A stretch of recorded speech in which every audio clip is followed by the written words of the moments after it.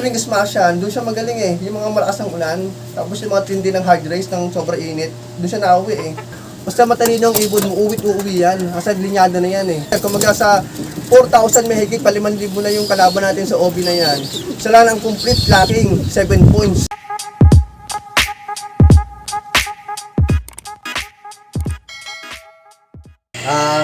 Bali, ito po pala ang ating overall champion ng Capcom. Anong year, sir? Itong 2023. Bago lang, oh. Nag-champion tayo dito. Bali, ano to? Halos 5,000 birds ang kalaban nito. Almost 5,000. Isa lang ng complete lacking. Halos sa lahat ng ibon na yun. Halos 4,000 mahigit. Yung nabutas na ibon. 7 laps. Ito lang ang complete lacking. Galing na ito. Dalawang port to. Isang 1. Lap winner ng Tacloban to. Debert to. Ng 345. Tapos yun, signal number 2, number 1 sa ibang lugar nun, ng binitawan to. May bagyo. Oo, smash yan. Talagang lakas ng ulan. Basta nga ako na nag-aabang dito eh. Tapos ito, multiple winners ng pooling to. Nanalo to ng motor. At tumabig to sa pooling ng 145,000. Tapos, ito nga ang premium nito sa Capcom, 200,000. Hindi namin nakuha kay Anthony Alegre. Tinakbo ang pera namin, hindi na binigay. Sayang ano. Tapos ito binibili ko sa akin ng 150,000. May nabili nung ibon na yan, sir. 150,000 binibili sa akin to. Hindi ko benta, gawa ng akala ko makakuha ko ng premyo sa Capcom. Siyempre, inasahan ko makakuha ko ng premyo. Pusilin ko nga kami. Bono na kami kasi kala namin makakuha kami ng premyo. Yun, wala naman pala kung alam ko gagawin at binenta ko na siya ng 150,000 kung alam ko na makakuha ng premyo. Oo nga, pero ang galing nito mga kaibon, no. Yan ang president. Siya lang mismo nag-complete clock nung 7 laps to, complete lacking. 7 laps, siya lang ang complete clocking. Grabe, ang galing. Tapos ismasan pa siya nung last lap, ano? Oo, Tacloban Debert to. Hindi, ang laki pala nung nakakot ng sir, ano? Malaki sana, haabot sana ng almost sana ng 350,000 na makukuha ang premyo to sa kasama yun sa pooling namin. Kasi mo, wala nga, 200,000, tinakbo na ni Alegre, hindi na binigay. Ganun talaga. Pero sir, kamusta po yan nung kinakarera mo?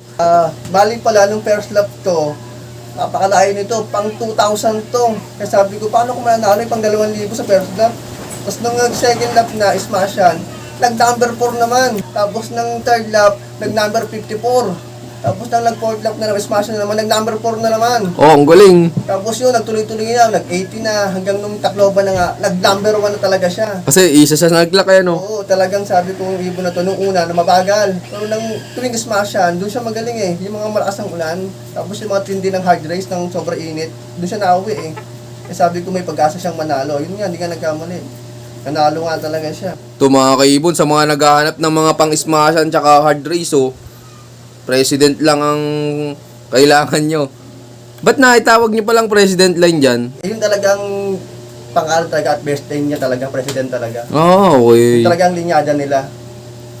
May kano sa mga ano nito eh, president. Yan, ito abangan pa natin yung mga magiging anak nito. Bali, ginawa mo ng breeder yan, sir? Oo, tapos bumili kami kay Lunar sa Expo, yung aking boss ngayon na si Mac de la Cruz. Bumili sa Expo, yun nga, nakakuha kami kay Lunar, halos 30,000 ang halaga nun, pero natawaran namin. Andiyan nga, bali, yun ang kapares niya ngayon. Bali, sa madaling salita, sir, nagdagdag puwersa kayo. Nag-infuse pa kami, gawa ng hindi yung porkit kami nanalo, yun na yun. Hindi namin sabi na magaling kami. Siyempre, kailangan, mag-aral pa uli, bumili pa uli. Kaya yung baging boss ko si Mac, bumili ngayon ng kay Lunar. Yun. Ngayon mga kaibon, pwede ko na kayo ipakita ko naman sa inyo ang aking ngayon fire stick sa taas. Ito nga medyo maliit lang itong ating kulungan, gawa ng tayo simula pa lang ulit maglipad, gawa ng pasensyahan nyo ng ating maliit na kulungan. Yun, tara, let's go. Ayun mga kaibon, papakita ko sa inyo ang ating flyers loop. Medyo wala, pangit ang ating kulungan, gawa ng wala pa tayo pang pagawa ng ating loop, gawa ng ating premium na pinakuha sa Abtom eh. Ito mga kaibon, napakasimple lang Baliyan lang ating loop Yan. Wala kang kalaman-laman, gawa nang wala tayong breeder kasi masyado. Ilan yan Ano yan, pang north summer, na? Summer. Ngayong, ito na, mag-training na nga itong Friday sa CSW. Yan, 3 lang yung YB natin. Yan lang, yun, walang kalaman-laman. Gawa nang wala tayong breeder eh. Yun, Sir Migo, ikaw po pala, paano nahilig sa pagkakalapati? Grade 1 pala na hanggang grade 2, grade 3, hanggang grade 4. Puro pag-iibon na ginawa ko. Kaya nung nag-aaral ako, wala na halos. Hindi na ako nakapag-aaral ng ayos. Kasi isip ko makauwi na at makauwi na mga ibang mga taga-bete sa palengke, mga pet shop. Sabi na eskwela nga namin dati, yung mga imkas sa mga gano'ng palabunutan. Hanggang sa nagbinata tayo. Tapos 2009, nagsimula tayo maglukma na kay Sir Edwin Villanueva. Hanggang 2018, tuloy-tuloy naglukma na tayo dyan. Kaya hanggang ngayon, siyempre, ang hilig ko kalapate, tuloy-tuloy na naman hanggang ngayon. Kaya sabi ko nga sa kanila, hanggang saan mo katitigil, alaga na ng alaga. Pero ikaw, Sir Miko, tingin mo anong pinakang importante sa pagkakalapati para manalo?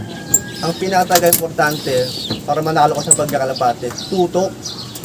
Pag hindi ka tumutok sa ibon mo, sigurado hindi ka mananalo. Pero kung ang utak mo at yung tagang motivation mo puro kalapate, tagang sigurado mananalo ka. Yung umaga pa lang, pagising mo, magkakapit ka, tutukan mo na yung ibon mo, tanghali, nakatutok ka, hapon, gabi, sigurado, lamang ang panalo kasi ganyan ang ginawa ko sa kabila na naglupan ako kay Sir Edwin Villanueva. Tagang tutok.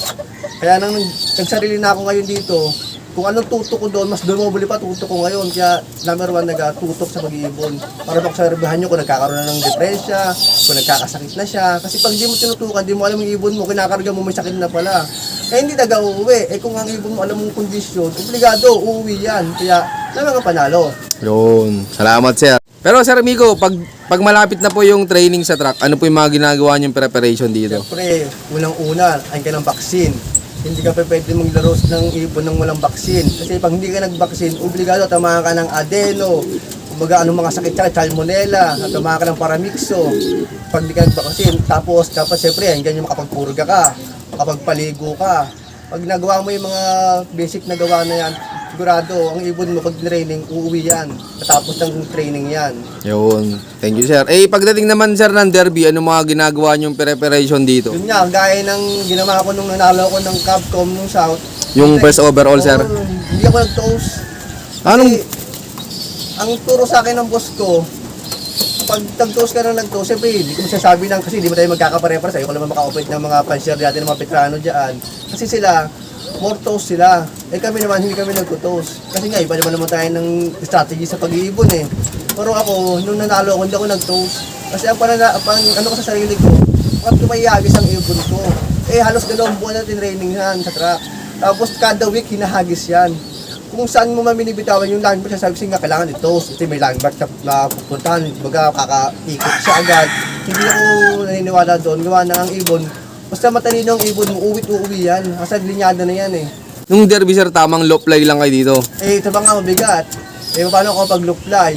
Ang ibon ko hindi man naronda. 3 ikot, tapos sa tangke. Gawa, ang laki ng tangke, oh.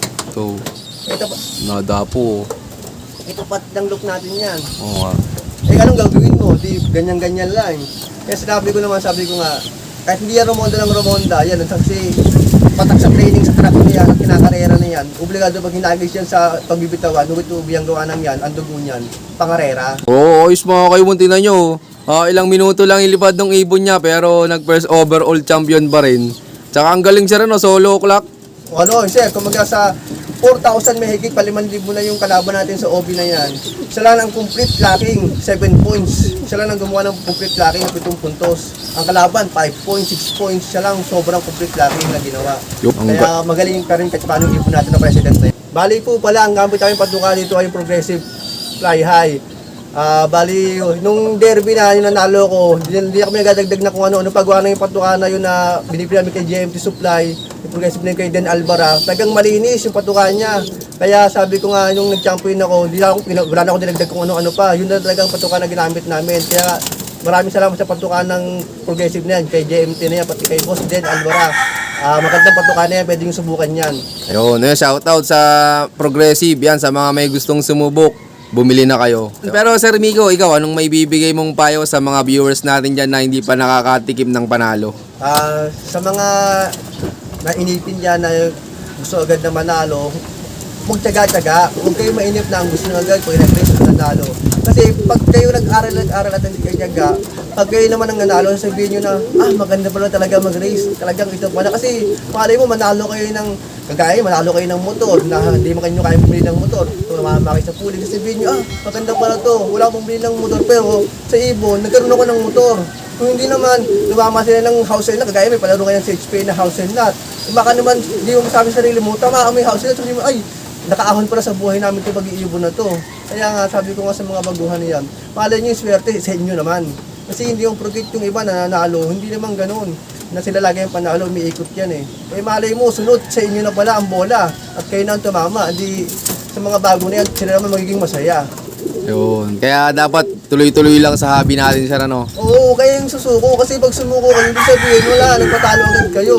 Eh siyempre pag-iipon niya, eh kami naman, kita niyo naman kami. Bago rin kami nanalo, morgulong kami. Hindi man porkit na naglaro ka, champion ka na agad, wala namang ganon. Siguro yung mga ganon, tagang swerte na talaga, kumaga tinadhana ka ng ganon. Pero yung sabihin mo na maglaro ka agad na sa mga champion, hindi walang ganon. Hindi kami nga nagsimula sa ganon eh. Pero nag-aral kami talaga, talagang nagpursige kami na more gulong, dapat hindi puro gulong.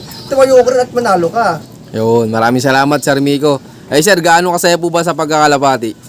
Ayun naman talaga, lalong-lalo na pag ang ibon mo, yung talagang nakita mo na mataas na bumibili mo, mabasa loob mo, talagang yung pa na ikakalak, tuwan-tuwa ka na eh, na akala mo, ito na, lalo na pag yung smash na, ang tingin mo, kunyari yung pakatok na, kunyari ang speed na ng ibon, mga 705 na lang, talagang papatay na oras eh, talagang swerte mo, baka sabihin mo, mapatalon ka ba sa tuwan-tuwa mo na gano'n, lalo pag lang winner ka pa.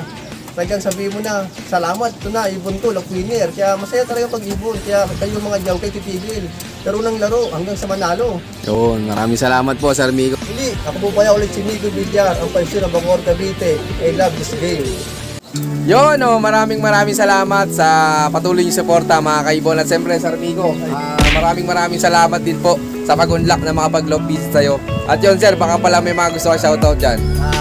Shoutout po pala kay Mac de la Cruz, ang ating boss, at kay Max Renes, Sebio, kay Mark Lawrence, kay Emil Camoran, kay Laway, si Jimboy, at sa ating mga boss din na si Gilel Francisco, at lalong-lalo na si Jason Malinis, Edward Romel Santos, Nelson Pagtalunan, Nelson Mungulaw, at lalong-lalo na sa ating boss na si Edwin Villanueva, at kay Alvin Malansang.